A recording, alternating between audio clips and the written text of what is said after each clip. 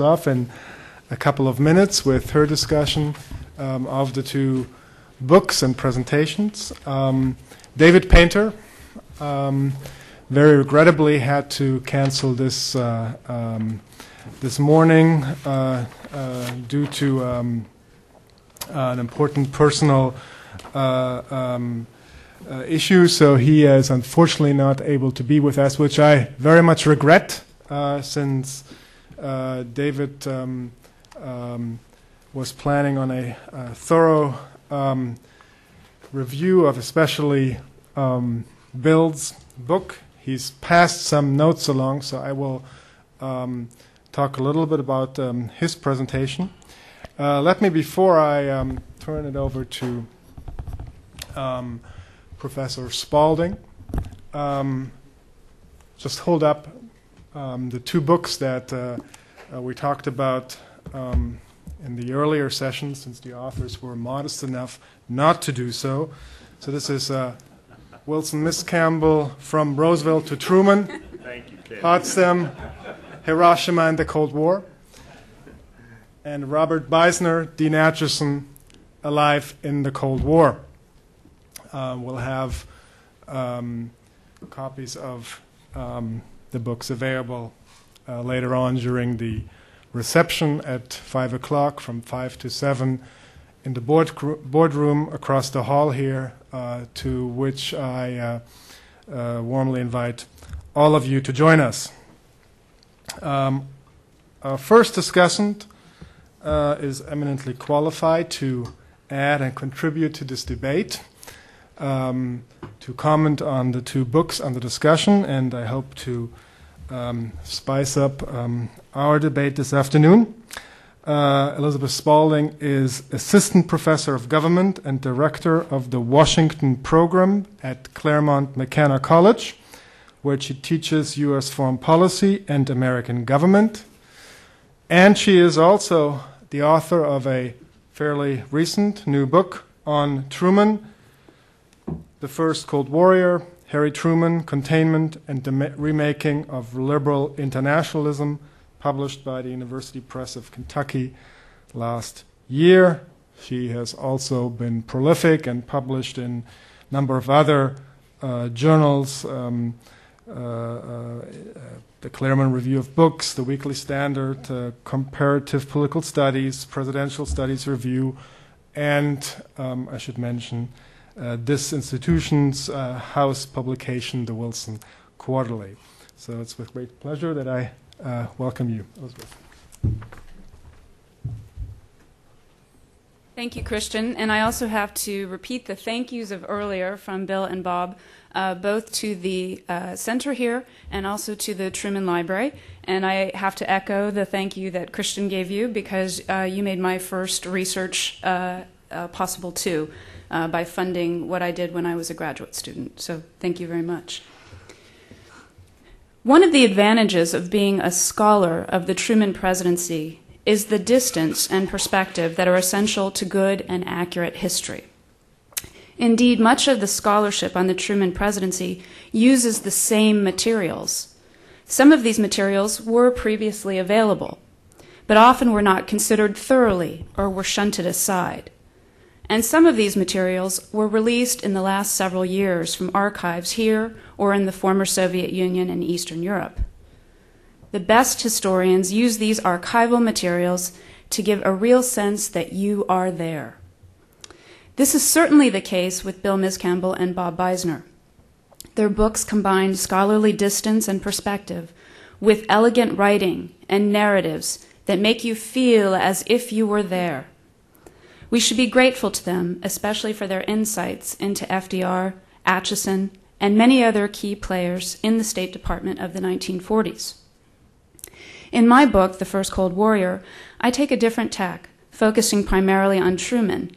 And so what I will offer here is really comparison, contrast, and juxtaposition with Bill and Bob, as you'll see. I'm focused on what did Truman think, say, and do, and when. From my research and perspective, Truman emerges as the central figure in the American story of containment and Cold War foreign policy. He was thinker and doer. What also emerges is a distinctive internationalism that is ecumenically liberal and that was first expressed and first acted on by Harry Truman. He was not schooled in academic approaches to international relations, such as realism and idealism. He was tough-minded and desirous of peace at the same time. He was not wedded to power politics or morality politics or to a mere fusion of them.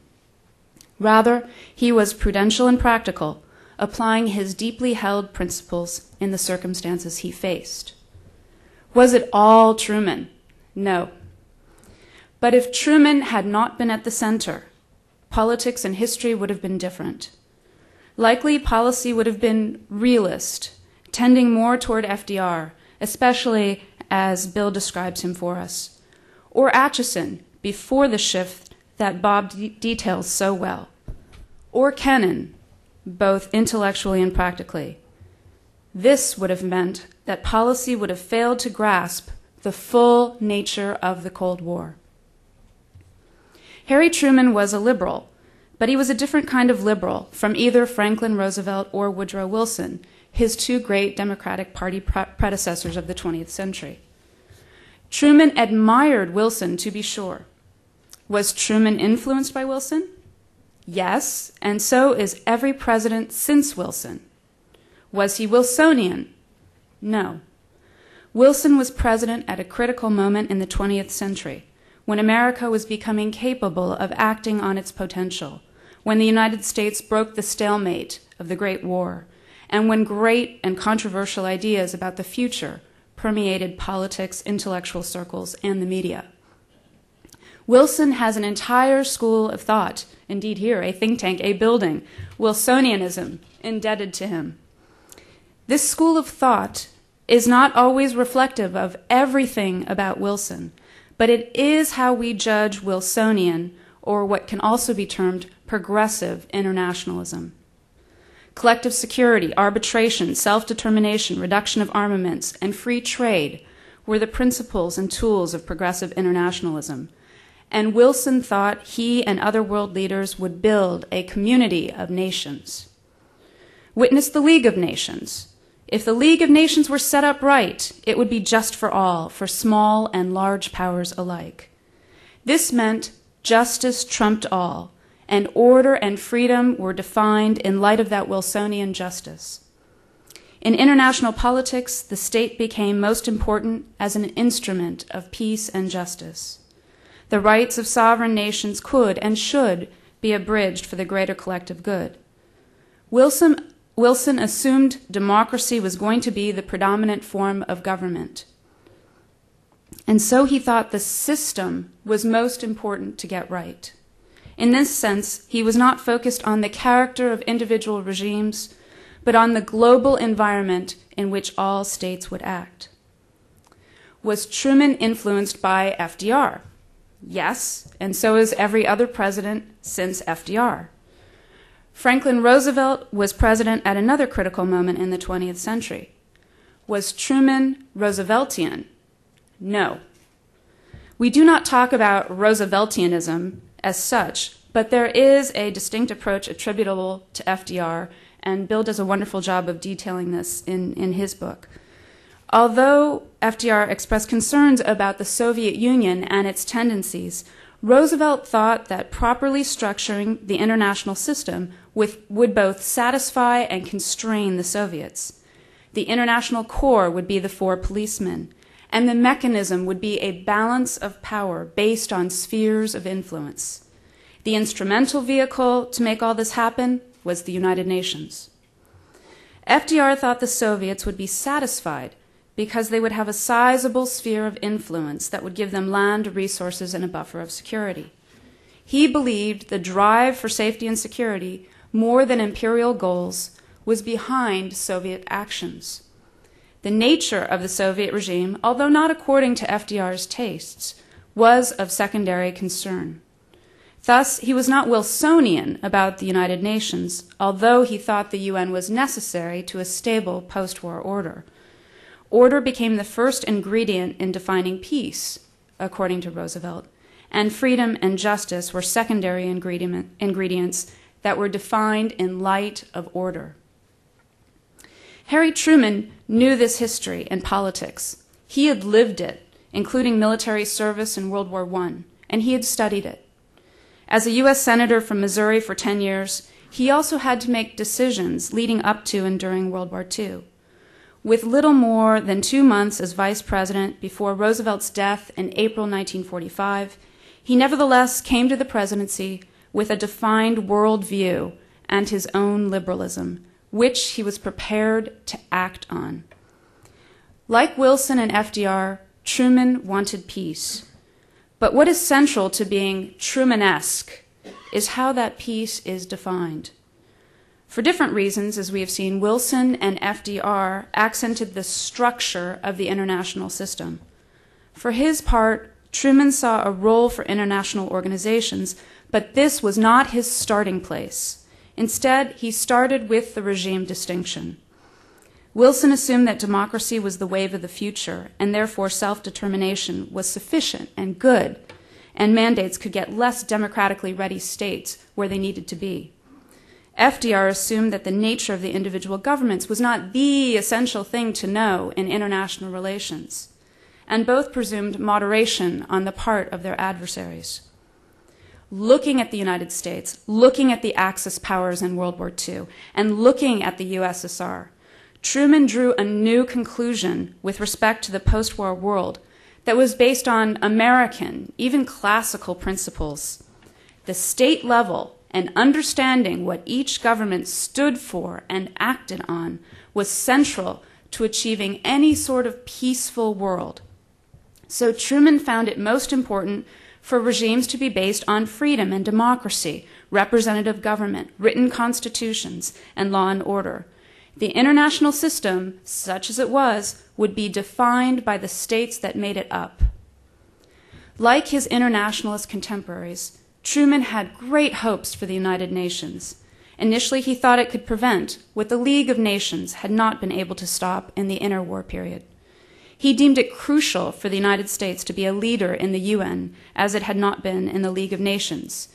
He hoped the United Nations could help lead humanity to the Parliament of Man, the Federation of the world, in the words of Lord Tennyson's famous Locksley Hall, a poem that Truman knew well and admired.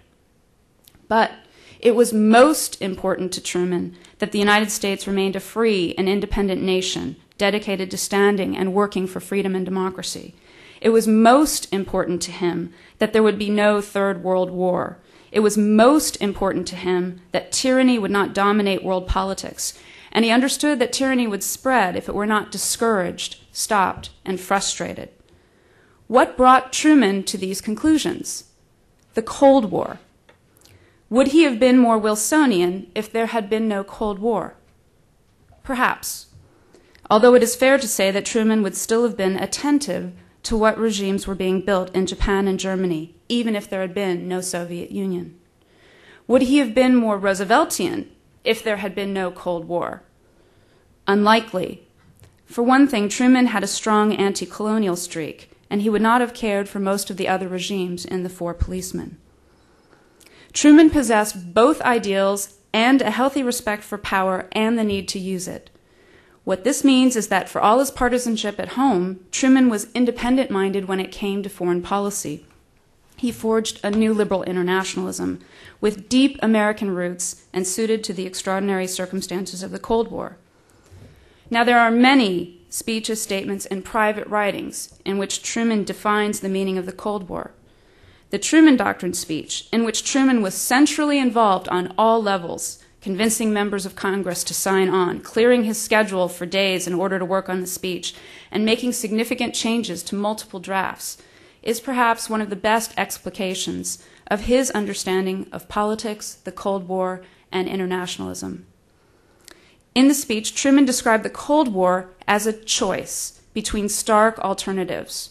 One way of life is based upon the will of the majority and is distinguished by free institutions, representative government, free elections, guarantees of individual liberty, freedom of speech and religion, and freedom from political oppression. By contrast, the second way of life is based upon the will of a minority, forcibly imposed upon the majority. and relies on terror and oppression and negating free will and choice. In grounding his conception of the universal reality about freedom in the nature of regimes, Truman rejected the moral equivalence of democratic and communist regimes. Truman's immediate goal was to enable free peoples to work out their own destinies in their own way, and in the long run to promote democracy by defending and advancing the conditions necessary for freedom.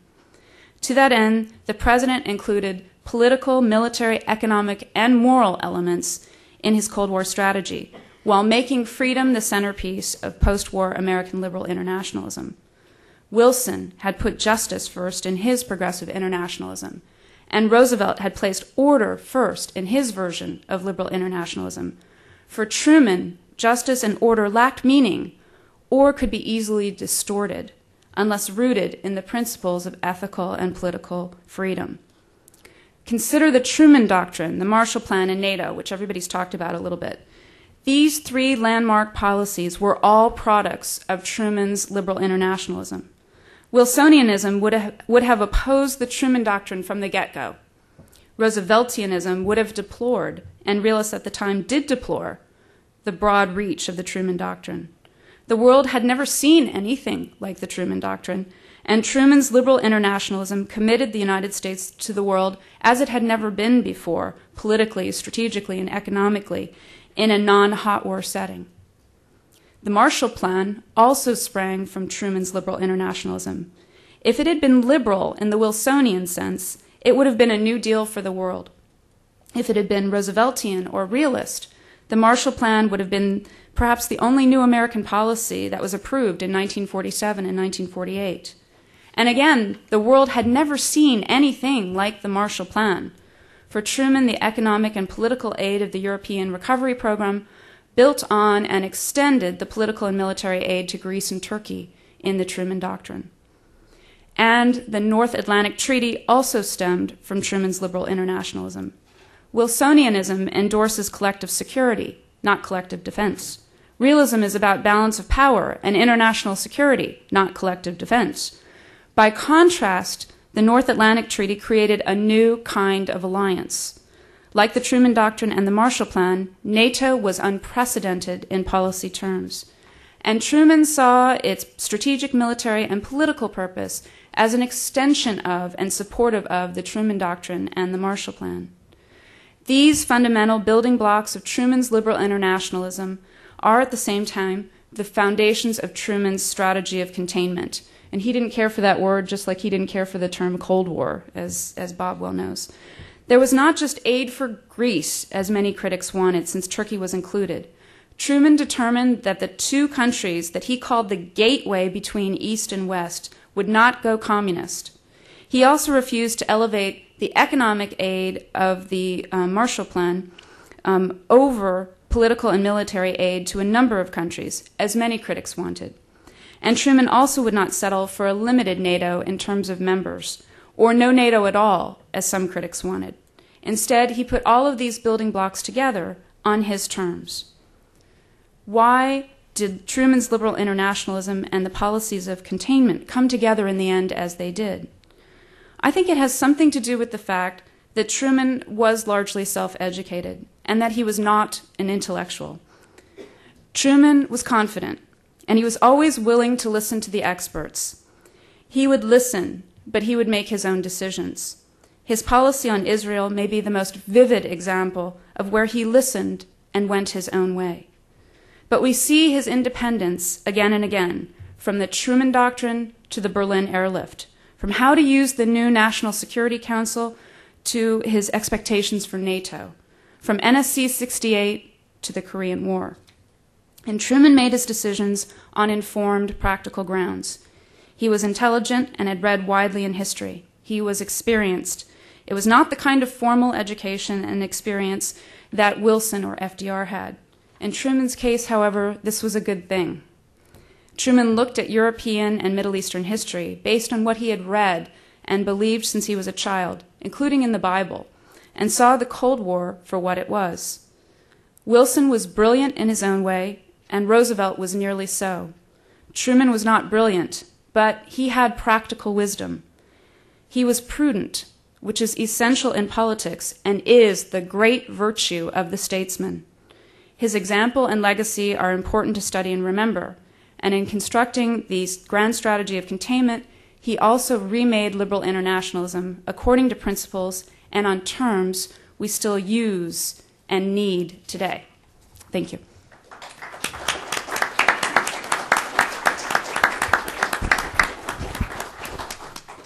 Thank you, Dr. Spalding. I will now try a somewhat difficult task. The following will be Osterman summing up, Painter reviewing, Miscamble interpreting FDR and Truman. So let me apologize in advance if anything gets lost in translation. It's almost bound to. Let me say, though, if you're further interested in David Painter's extensive review, it will be published in a forthcoming roundtable on H-Diplo, the Internet Affairs Diplomatic History discussion list on the Internet that will feature a roundtable of reviews on Professor Miscamble's book, and has already featured a roundtable on Professor Beisner's biography. Let me skip the preliminaries and go straight to Bill's to David's comments. From Roosevelt to Truman, the title of Professor Miscamble's book. From Roosevelt to Truman has two goals. First, to set the record straight on when and why Truman abandoned FDR's approach to Soviet-American relations. Or, as he puts it, the time has come to drive the stake finally and completely through the heart of the false accusations that Truman quickly reversed Roosevelt's accommodating approach, unquote, to the Soviet Union. The second goal, to use that examination to refute revisionist interpretations of the origins of the Cold War. David Painter deeply disagrees with Dr. Miscamble on both accounts. I disagree, to quote David, with the book's conceptualization, its use of evidence, its mode of argumentation, and its dismissal of the best of recent scholarship. But he does agree that given the moral and political stakes involved in the Cold War, as Bill writes, its enormous impact on the post-war world and its implications for the present, the historian is obliged to continue the work of comprehending better the Cold War's, origins. David agrees, and he wants us to know that his comments are given in this spirit. First issue, refuting revisionism. From Roosevelt to Truman is not limited to setting the record straight on whether and when Truman reversed FDR's policies towards the Soviet Union. Miscamble believes that his examination of Truman's initial foreign policy sheds further light on the development of the Cold War conflict, unquote, and, quote, raises questions about the criticisms that revisionist scholars regularly aimed at the Truman administration for not persisting with the cooperative approach of Roosevelt. Again, quoting Miscamble. Two problems that David Painter sees. First, Miscamble defines revisionist scholars as anyone who is critical of U.S. foreign policy. Second, there's a mismatch between what is covered in the study and its ambition to discredit critical accounts of the U.S. role in the origins of the Cold War. The problem is not only what the book covers, but what it leaves out.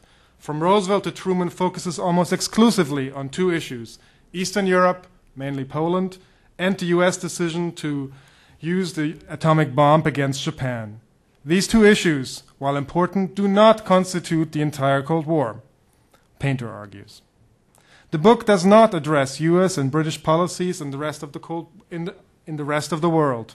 It barely mentions issues of colonialism and racism. It does not deal with economic influences on U.S. foreign policy, the core of the original revisionist argument. It does not examine internal conditions in other countries. And there is very little analysis of geostrategic concerns and objectives of the U.S., the Soviet Union, or Great Britain. In short, the book's conceptualization and coverage are too narrow to bear the weight of his ambition to refute revisionism. Miscamble's larger goal of refuting revisionism compromises his ability to analyze objectively the issue of whether and when Truman reversed FDR's policies towards the Soviet Union. Second issue, FDR's legacy. Dr. Miscamble rightly notes, writes David Painter, that clarifying, now quoting Miscamble, clarifying Roosevelt's hopes and plans for the post-war world is an obvious prerequisite for determining if Truman continued or reversed his policies. But I found myself in disagreement with his account of FDR's diplomacy, David writes. Dr. Miscamble repeats the discredited argument that FDR largely separated military objectives from political goals beyond the defeat of his Axis enemies, and that he consistently refused to conceive of Soviet-American relations in terms of a military balance in Europe. Let me suggest a map test, writes David. Even if you just look at Europe, the Western Allies ended up with all of Western Europe and two-thirds of Germany, including its most important industrial areas, at a very low cost in lives. Any assessment of alternative policies should compare US and British casualty figures with those of the Soviets, who bore the brunt of the fighting against Nazi Germany. FDR's policies, Painter argues, were based on realities, not illusions. The Soviets were bearing the brunt of the fighting against Hitler. Soviet armies would control Eastern Europe as a result of their war efforts. Efforts to try to seize Eastern Europe militarily were militarily unsound and risked the more important goal of consolidating control of Western Europe. Such efforts would also risk losing Soviet assistance in defeating Japan. Painter argues that we should also consider the available options and context. Two attempts by Germany to dominate Europe made it clear that relying on Germany to contain Russian power was very risky. A Germany strong enough to contain Russia and the Soviet Union, was also strong enough to dominate Europe. The Holocaust also demonstrated what German domination could mean for the peoples of Europe and the world. In other words, Painter argues, before the successful test of the atomic bomb, the options for the United States for containing Soviet power were limited. Third issue, FDR and the bomb. David Painter, to sum up here a little bit, takes a very different view of FDR and the bomb. As he says, I think it is hard to get around the point that Martin Sherwin, another historian, made many years ago. FDR may have envisioned a world run by 4 policemen, but only 2 of them would have the bomb. By contrast, Dr. Miscamble argues that FDR, this is Painter again, wanted to share information on the Anglo-American atomic program with the Soviets. FDR may have talked about this, but the fact is that he never took any action to do so. Dr. Miscamble also does not take into account, David Painter writes, Anglo-American efforts to gain preclusive control of world supplies of uranium and thorium. During World War II, the United States and Great Britain set up an organization, the Combined Development Trust, to gain control of the world's supply of uranium. By the end of the war, the CDT controlled an estimated 97% of the world uranium production and 65% of the world supply of thorium. U.S. forces also seized the bulk of existing German supplies of uranium and bomb facilities in Germany that processed uranium for the German atomic project. U.S. policymakers believed that Western control of uranium and thorium would delay, if not prevent, Soviet development of atomic weapons and would drastically limit the number of atomic weapons the Soviets could produce if they successfully tested a bomb. One could argue that such efforts were prudent and necessary, but one cannot deny that the Soviets might regard them as hostile. Taking these efforts into account, David Painter says, gives a very different view of FDR's policy from that presented from Roosevelt to Truman. Poland and Germany. one should ask, what could the US have done to save Poland? Poland was important to Soviet security, Painter argues. The Soviets were important for the defeat of Nazism at low cost. The US wanted to have Soviet help in the defeat of Japan at low cost. The bottom line, Poland was not important enough to jeopardize these other goals.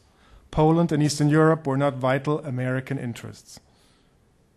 Although Poland was not important to US security, Germany was. US policy, David argues, was very self-interested and had a significant impact on Soviet security. The United States wanted to rebuild Germany for the European and world economy.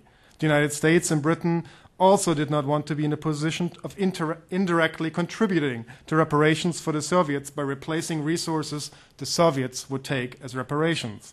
The Soviets, for good historical reasons, saw an economically powerful Germany as a threat.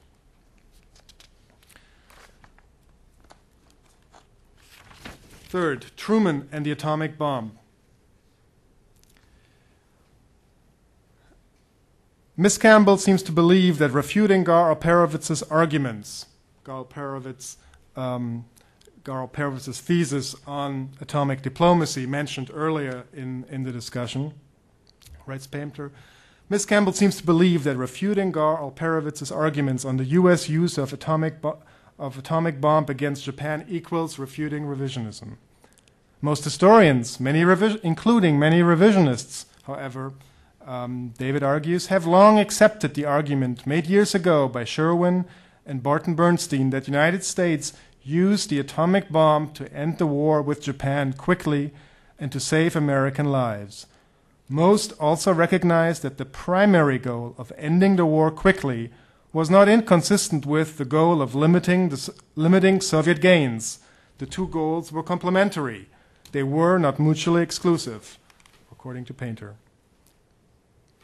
In addition, Miscamble does not address David Holloway's argument that the United States' use of atomic weapons made Stalin more determined to have his own bomb and less likely to compromise on other issues for fear that compromise would be seen as weakness and would lead to further demands and concessions. In addition, the U.S. possession of the bomb stiffened Soviet determination to control Eastern Europe because of the increased need to extend defenses against air attack.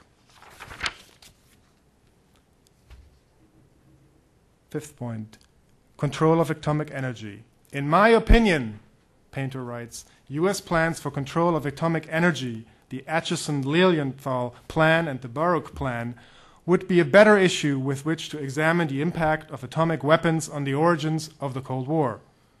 Control of the world supplies of uranium and thorium by an international body was a key element in both plans. Without these elements, nations could not build atomic weapons. Both plans also provided that the United States would retain its atomic arsenal until an international control system was fully functioning to U.S. satisfaction. Baruch's plan also called for sanctions for violations and for the permanent members of the Security Council of the UN to give up their veto on matters related to atomic energy. These provisions would preserve the U.S. atomic monopoly while preventing other nations from developing atomic weapons. As Truman wrote to Baruch in 1946, quote, "We should under no circumstances throw away our gun until we are sure the rest of the world can't arm against us." Pater argues that Truman's position minimized the risk to the United States, increased the risk to the Soviets and others had to take, and ensured that there was no international agreement to control nuclear weapons. We skip ahead to the concluding remarks then.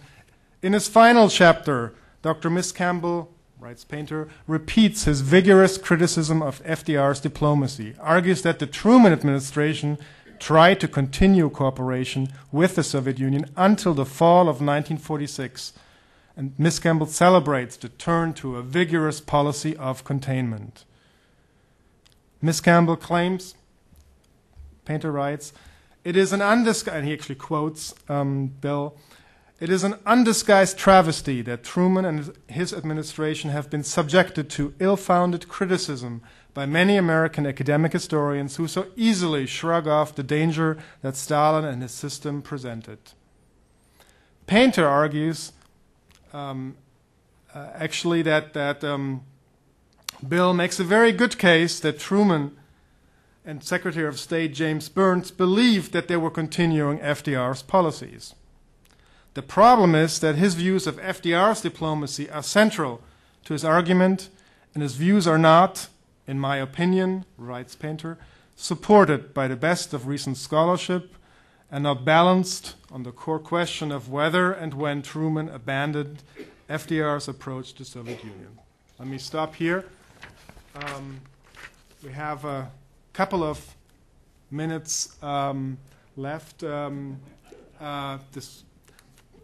Obviously, Osterman, summing up Painter, reviewing Miscamble, missed the point that Osterman was also sharing and not keeping himself under the tight time constraints as the others. Let me perhaps give the two authors to my left a chance to respond to the two comments, and then we'll get to Ken Heckler's presentation. Bill. Look, I'm going to reply to David Painter's. I had, of course, read his piece before, and I'm going to reply to that in the H. Diplo roundtable. Let me just offer a brief comment on Elizabeth's work. I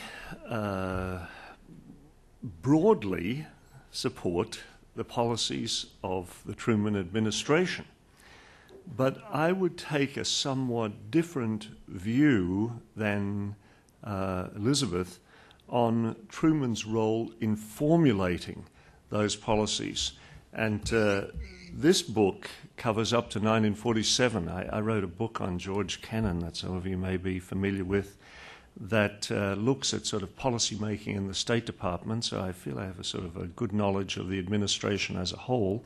And I would somewhat go along with Bob's view that Truman is reliant upon advisors. And so I would argue that in his initial time in office, when he's relying on Joseph Davies for crying out loud, this is not a particularly good development. It's when I'm much more sympathetic to Burns than Truman was in retrospect. I think Burns did a reasonable job in the circumstances for Truman, but Truman gave him a lot of authority to run foreign policy. It's, of course, with the arrival on the scene of Marshall and Acheson that the great initiatives that define Truman's foreign policy occur. This in no way takes away from Truman's responsibility. For he's the president. Frankly, you should have secretaries of state who help you formulate foreign policy.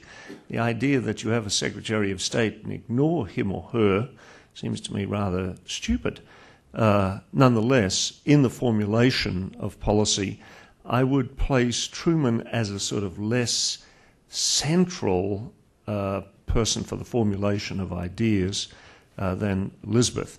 Needless to say, I will give a spirited response back to David Painter's observations and comments when I have my chance on each Diplo. I disagree with him.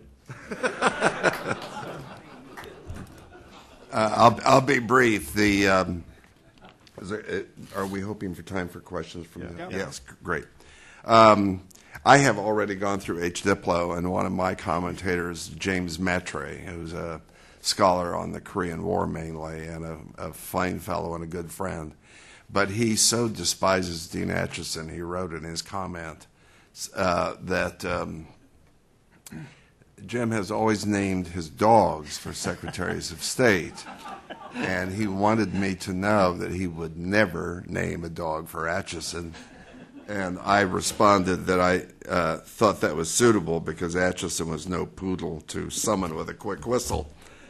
I just want to reinforce somewhat indirectly what Bill just said about the issue of Truman's centrality. I just finished Elizabeth's books last night, and I thoroughly enjoyed it. I love what she does with Truman vis-a-vis Kennan, and in distinguishing between containment and other ventures and directions of policy. But I also find Truman sort of unbelievably central. And in addressing my remark to that issue, I'd just like to mention a few places where Truman did not play the role of the quiet and compliant client. Because otherwise he literally, I mean, there are years of policy toward Germany where Truman doesn't say very much, except that he really regrets that they're going to have to support rearming Germany, which he's very stubborn about, but he finally supports. But there were half a dozen places where Truman and Acheson conflicted. One was in the Middle East, where over and over Truman's the special place in Truman's heart for Israel got in their way. When Acheson wanted to promote foreign aid to the new nationalist regime in Egypt in 1952, Truman basically scuttled the effort because there wouldn't be enough aid to Israel. One of Acheson's subordinates once came to him and said, "I don't understand this. I got a memo from the president who said that our proposal for foreign aid to the Middle East is unbalanced." But it looks balanced to me. And Acheson looked at it and said, "No, don't you understand what the president means about balance in the Middle East? It means you add up all the money you're going to give to all the other countries in the Middle East, and then you give at least that much to Israel. That's balance." They disagreed about Spain. Acheson was also reluctant to begin to court Franco and the Spanish regime. But after the beginning of the Korean War, the military got very interested in those Spanish planes for air bases. They seem to have been made by heaven for that purpose. And so gradually there's an effort to accommodate Spain. It's finally concluded during the Eisenhower administration. But Truman finally goes along with it, but he's dragging his feet all the way. And he's especially angry for religious reasons because the Franco regime is hostile to Masons. And Truman wants freedom of religion and no more beating up on the Masonic order in Spain. But he finally goes along. Defense spending. I'm afraid Elizabeth and I disagree about this. My view is, and it's not an unusual view, my view is very much that Acheson backed NSC 68, not apologetically. I disagree with the late James Chase on this issue. I think Acheson was just a really tough Cold Warrior. And he didn't care about the details of NSC 68. He supported it, and he had his own man, Paul Nissa, basically write it. What he wanted to use it for, he said in his memoirs, was to bludgeon the bureaucracy. But what he really wanted it for was to bludgeon Truman into adequate defense spending. And Truman resisted him, and he continues the resistance until the Korean War begins, and there's still some resistance until after that, until the Chinese intervention. Finally, on Latin America, it's a relatively minor point, but I think it is about 90% probable, I don't think I'd use the phrase in my book, I seemed a little bit more sure of myself there, that Acheson and David Bruce, now as Undersecretary of State, prevented Truman from staging a coup in Guatemala that would have been very much like the one that Eisenhower and Dulles pulled off. Truman, without informing the State Department, was letting the CIA work on that. And when Bruce and the State Department came on to evidence that this was going on, Acheson went directly to Truman. And we don't have a record of the conversation, so I've had to imagine what it was. But they called it off. Thank you. Why don't we take a first round of questions or comments, and all the way in the back. If you could please identify yourself. David Dulles, international lawyer. Please use the microphone. He's got a great voice. Were President Truman and General Marshall and Secretary Acheson negligent not to advocate a mutual security treaty between the United States and South Korea, after all, this was after NATO, prior to June 1950? Thank you. Sweet and brief, the way I like it. Yes. Microphone over here.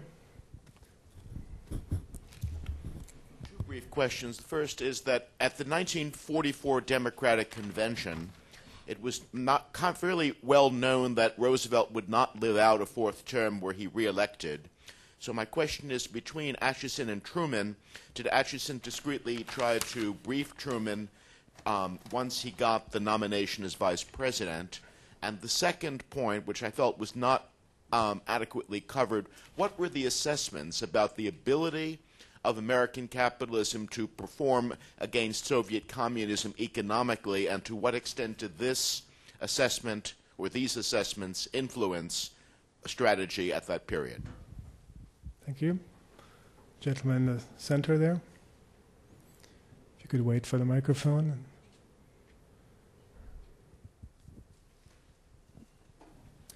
Dr. Beisner, I have not read your book and your chapter on Acheson and Alger Hiss, so you may have covered this. But I wondered if you had looked at the progress that the Venona project had made in deciphering the cable traffic from the embassy back to Moscow. They, of course, did identify Alger Hiss in that traffic. They knew he was an agent. I'm wondering if when they knew this. My understanding was that probably by the early 1950s they did know it. But I wondered if you'd looked at that and, if you know when they discovered that Hiss was an agent. Mm-hmm. Anybody else for the moment? We'll do one more final question down here, and then we'll go to the speakers. Yes, Frank Fletcher. Could the panelists comment on the fact that the U.S. offered at one point to extend the Marshall Plan to the Soviet Union, the fact that we had Lend-Lease during the war, and which at one point Stalin did say was American production was absolutely essential. And of course we demobilized our military after the war drastically. Thank you. If you could be brief in your responses.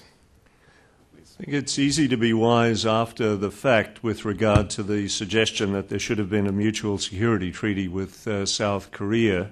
In retrospect, some sort of guarantee might have been helpful. Acheson's speech, putting South Korea outside the defensive perimeter, doesn't look like such a great idea in retrospect, does it?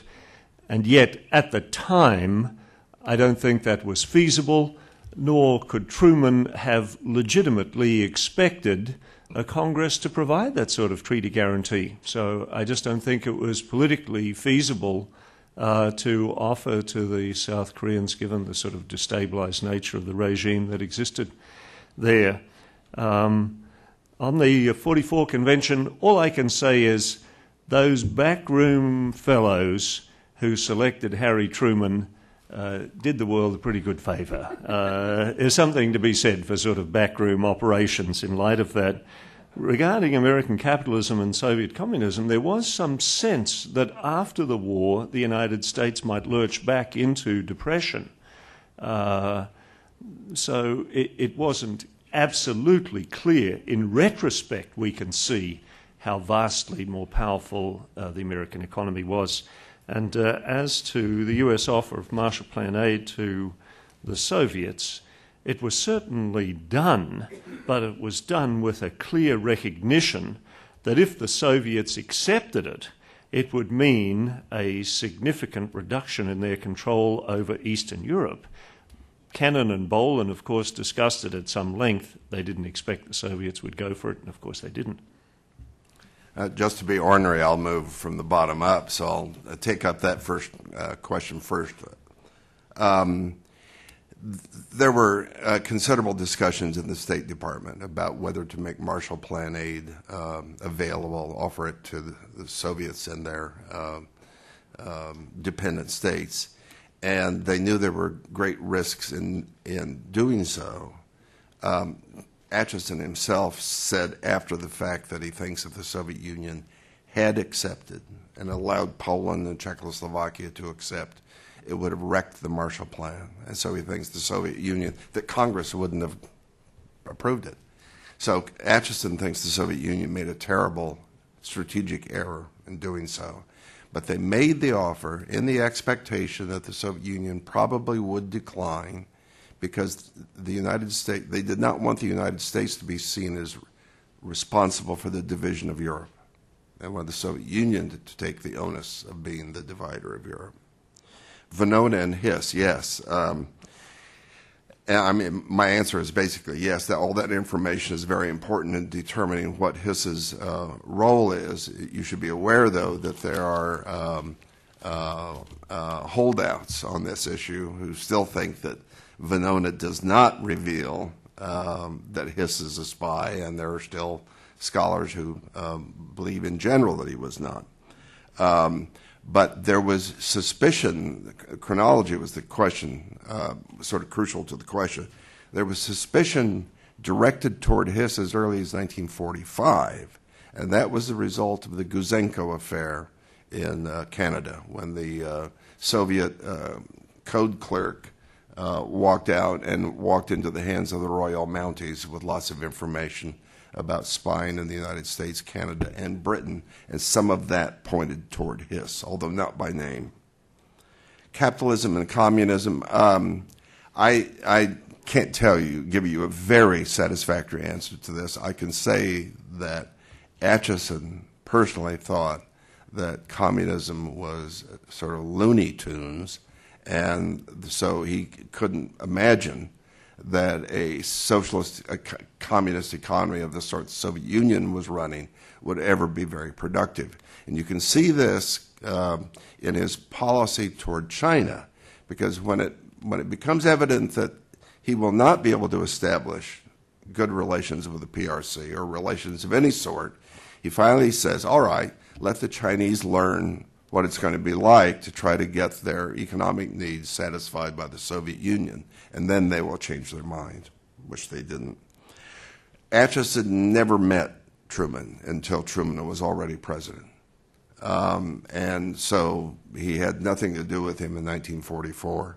His first impression of Truman, by the way, was extremely positive at a time that Washington was full of people fainting at the thought of Harry being president.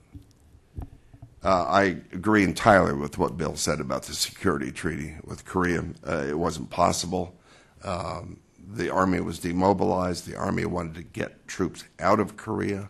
The defense budget wouldn't have supported such a thing. And I don't think Congress would have either. Thank you. Elizabeth?